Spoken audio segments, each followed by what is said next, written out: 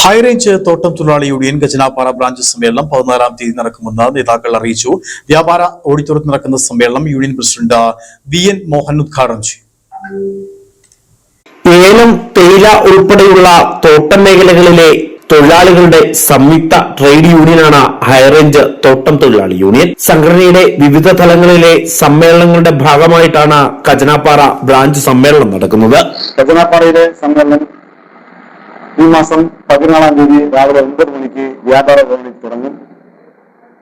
അങ്ങനെ ബ്രാഞ്ച് സമ്മേളനങ്ങൾ വളരെ വിപുലമായ രീതിയിലാണ് നടക്കുന്നത്. തൊഴിലാളികൾ വളരെ ആവേശപൂർവ്വമാണ് ഈ സമ്മേളനത്തിൽ പങ്കെടുക്കുന്നത്.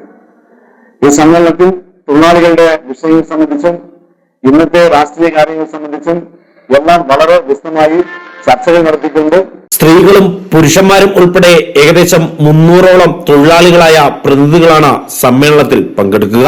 കജനാപ്പാറ വ്യാപാരി ഓഡിറ്റോറിയത്തിൽ നടക്കുന്ന സമ്മേളനം ഹൈറേഞ്ച് തോട്ടം തൊഴിലാളി യൂണിയൻ പ്രസിഡന്റ് VN മോഹനൻ ഉദ്ഘാടനം ചെയ്യും.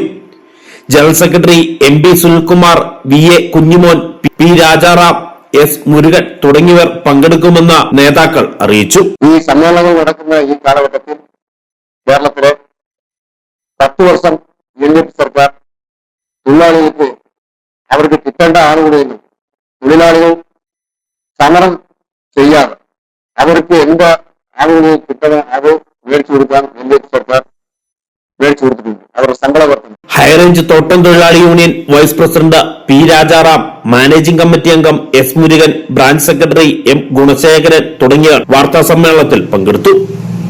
ഇടുക്കി വിഷൻ രാജകുമാരി.